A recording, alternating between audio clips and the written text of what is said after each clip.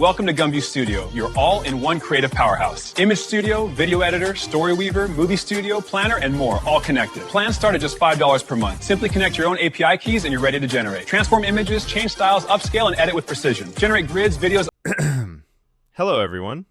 Today I'll show you a very short tutorial on how to use Movie Studio. First, open Movie Studio, create a project, and open the project page. You'll see the Story Creator, where you can upload your story or generate it inside this block. In this case, I uploaded my story, and you can see it shows 21 scenes from my script. It can be 100 scenes or however many you want. If you click Continue, it will keep adding more scenes. Right now it has generated 5 scenes. When characters are extracted, it pulls character details from the script and generates all the characters. I'll show you how to generate one. For example, let's say this is the father. Click here, go to Gemini, and select Photorealistic.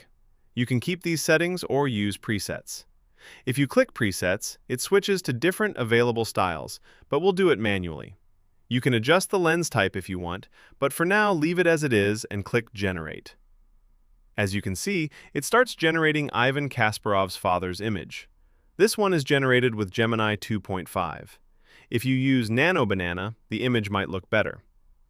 To generate a shot from a scene, find where this character is included. For example, it should be in Scene 3. When you click Generate, it creates shots for that scene. Now it has generated several shots for Scene 3. You can see the father's image is attached because he appears in that scene, and the mother would appear too if she had been generated.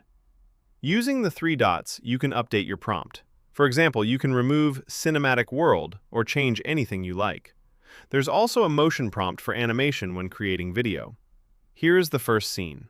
It includes the characters. He's running from behind, another guy is chasing and shooting, then there's a pause and a close-up shot. If you click through the video, you can see it also includes dialogue. It generates the video according to your script. The better your script, the better the result. You can practically create an entire movie. Just click Save Project, and next time you load it, you can add more shots. If you click Generate again, it creates more story scenes. Now it has generated 11 additional scenes from the script.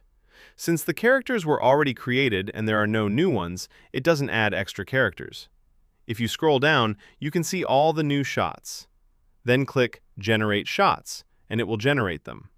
You'll see characters and locations included in each shot. You can generate locations the same way you generate characters. The first row shows characters, and the second row shows locations, all extracted from your script. After that, you're set. You can create all your screenshots and build your full movie or short film. That's it.